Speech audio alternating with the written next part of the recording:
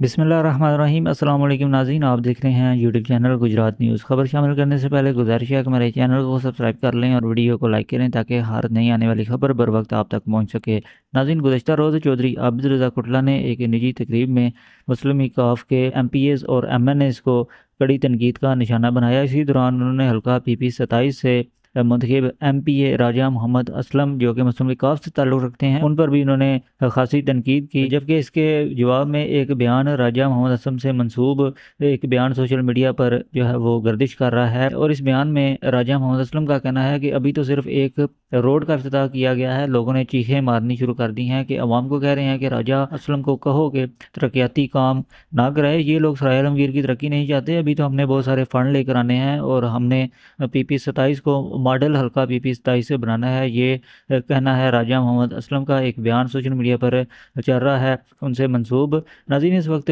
लफ्ज़ी जो जंग है उसका दोबारा जो है वो आगाज़ हो चुका है मुस्लिम लीग काफ और चौधरी आबिद रज़ा कोटला के दरमियान। और चौधरी आबिद रज़ा कोटला ज़िला गुजरात के जो मुस्लिम लीग काफ के जो MPs हैं और जो MNAs हैं उन पर कड़ी तनकीद कर रहे हैं तकारीर में और अपने जो टॉक शोज़ हैं, जो इंटरव्यूज़ हैं, उनमें भी। तो ये नाज़रीन इस वक्त की सूरत हाल है। अगली वीडियो तक के लिए दीजिए इजाज़त। अल्लाह हाफ़िज़।